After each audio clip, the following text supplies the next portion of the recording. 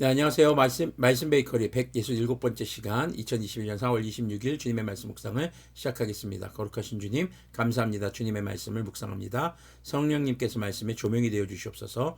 우리 주 예수님의 이름으로 기도합니다. 아멘. 네, 오늘 보실 말씀은 출애굽기 9장 1절에서 12절까지의 말씀입니다. 주님께서 모세에게 말씀하셨다. 너는 바로에게 가서 히브리 사람의 주 하나님이 이렇게 말씀하신다 하고 나의 백성을 보내어라. 그들이 나에게 예배드리게 하여라. 내가 그들을 보내기를 거절하고 계속 그들을 붙잡아 둔다면 주님의 손이 들에 있는 너의 집짐승들 곧 말과 나귀와 낙타와 소와 양떼를 쳐서 심히 무서운 병이 들게 할 것이다. 히브리인의 하나님, 바로 연약한 자의 하나님, 히브리 민족을 가리키기도 하지만 히브리 사람이라는 뜻은 연약하고 억눌리고 억압받는 자들을 의미한다고도 일전에 말씀드린 적이 있습니다. 자, 바로 그런 하나님께서 바로에게 말씀하시는 것이 내 백성을 보내라. 보내는 목적은 예배드리게 하여라. 근데 그렇게 하지 않으면 너와 이집트의 모든 가축들을 병들게 하겠다. 그런데 이스라엘 사람들의 4절 보니까 그러나 주님은 이스라엘 사람의 집짐승과 이집트 사람의 집짐승을 구별할 것이니 이스라엘 자손의 것은 하나도 죽지 않게 할 것이다 하여라. 자, 하나님께서는 지금 조건을 거시는 겁니다. 너 내 보내, 내 백성들, 그리고 날 예배하게 해야 돼. 너 이거 안 들면, 이 말 안 들으면은 네가 살고 있는 나라의, 네 민족의 모든 짐승을 치겠다. 왜 하필이면 짐승일까요? 짐승의 생명을 하찮게 여기시는 하나님일까요? 절대 아닙니다. 하나님께서는요, 가축들의 생명도 굉장히 소중하게 여기십니다. 지금 이집트의 바로 우상의 특징이 짐승이었어요.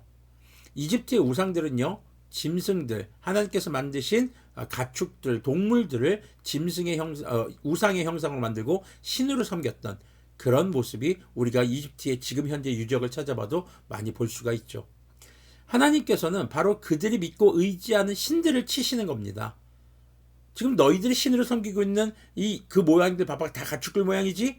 너희들이 지금 신성시 여기는 것들 하나님 앞에서 아무런 능력이 없어. 하나님이 만드신 하나님의 모든 통제와 하나님의 모든 통치 아래에 있는 그런 거야 라고 지금 알려주시는 겁니다. 반면 이집트의 짐승들은 구별한다고 하십니다. 자, 5절을 계속 보니까 주님께서 때를 정하시고 나 주님이 내일 이 땅에서 이 일을 하겠다 하고 말씀하셨다. 이튿날 주님께서 이 일을 하시니 이집트 사람의 집짐승은 모두 죽었는데 이스라엘 자손의 집짐승은 한 마리도 죽지 않았다. 바로는 사람을 보내서 이스라엘 사람의 집짐승이 한 마리도 죽지 않은 것을 확인하였다. 그러나 바로는 여전히 고집을 부리고 그 백성을 보내지 않았다.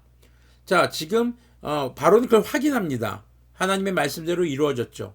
하나님께서 어떤 분이신지, 지금 히브리 사람의 하나님, 연약한 자들의 하나님, 히브리 민족의 하나님, 그 백성이 하나님을 예배하기를 원하시는 하나님, 그 하나님이 어떤 하나님이신지를 확인했음에도 불구하고 여전히 고집을 부리고 있다고 성경은 기록하고 있습니다. 이제 자신과 자신이 의지하는 신들도 감당할 수 없는 분이 하나님인 것을 직접 목격하게 되는 것이죠. 그럼에도 불구하고 고집을 부립니다. 그럼에도 불구하고 자기의 생각과 자기의 자존심과 그리고 자기의 원하는 바가 우선이 되는 그런 모습을 보여주고 있는 것이죠. 우리는요, 성경을 통해서 하나님이 누구신지를 확인합니다. 성경을 통해서 하나님이 누구신지를 봅니다. 우리의 신앙은요, 하나님이 창조와 통치 하나님이시고 우리를 구원하시는 하나님인 것을 우리는 보게 됩니다. 그러나 그것을 믿는다는 것은 우리의 삶에 어떻게 나타나는 것일까요? 여전히 우리가 물질을 의지하고 사람을 의지하고 세상의 권력을 의지해서 그것이 내 삶을 구원해 줄 수 있다라는 그런 생각이 깔려있는 삶의 행동들이 있지는 않느냐 하는 것입니다. 이것이요, 공부를 하지 말고 돈을 벌지 말고 여러분들이 세상에서 어떤 일을 또 해서는 안 된다는 것을 의미하는 것이 아닙니다. 가축은 하나님께서 우리의 삶에 필요한 것을 공급해 주신 겁니다. 한마디로 이스라엘 사람들, 이집트 사람들 그들의 삶에 필요한 것을 공급해 주는 그런 역할이죠. 그렇다고 수단은 아닙니다. 소중히 여겨야 됩니다. 그런데 그것을 하나님께서 만드신 것을 우상으로 신격화하고 있다면 이것은 하나님 앞에 큰 범죄가 된다라는 것입니다. 우리 그리스도인들도 마찬가지입니다. 우리가 내 삶의 모든 것들이 이게 하나님보다 우선되지 않습니다라는 것을 우리가 나타내는 것이 바로 예배입니다. 시간을 정해서 예배를 드립니다. 그럼으로써 모든 시간의 우선순위가 하나님께 있음을 고백하는 것입니다. 10의 1조를 드립니다. 모든 물질의 우선순위가 하나님께 있음을 고백하는 것입니다. 어떤 권위자의 자리에 섰을 때도 하나님을 사랑하고 이웃을 내 몸과 같이 사랑하라는 그 내용을 통해서 주변의 사람들을 위해 헌신할 줄 아는 자세, 이것이 바로 또한 하나님을 우선으로 두는 삶의 자세가 된다는 것을 기억하시길 바랍니다. 지금 이집트는 하나님께서 주신 가축들, 그 짐승들이 신격화돼서 그 신을, 그 짐승들을 신으로 섬기는 그런 잘못을 범했기 때문에 이런 일이 발생하고 있다고 우리가 볼 수 있는 것이죠. 자, 8절을 계속 보면은요, 주님께서 모세와 아론에게 말씀하셨다. 너희는 화덕에 있는 그을음을 두 손에 가득히 움켜쥐어라. 자, 그을음, 까만색 그을음, 아주 고운 가루입니다. 그리고 모세가 그것을 바로 앞에서 공중에 뿌려라. 그것이 이집트 온 땅 위에서 먼지가 되어 사람과 짐승에게 악성 종기를 일으킬 것이다.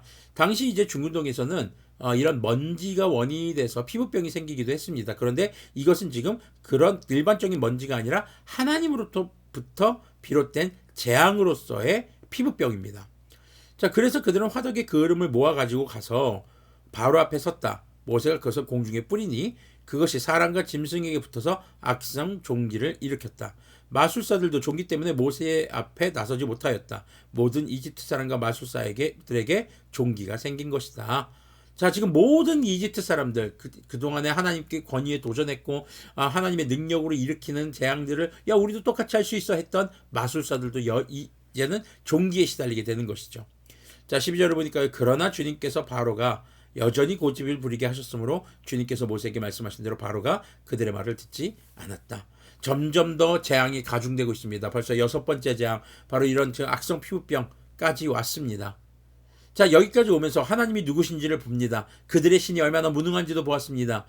그리고 지금 자신들도 이제는 어쩔 수 없는 지경에 이르는, 정말 하나님 앞에 이제는 항복할 수밖에 없는 그런 상황으로 감에도 불구하고 바로는 여전히 고집을 부리고 있는 것이죠.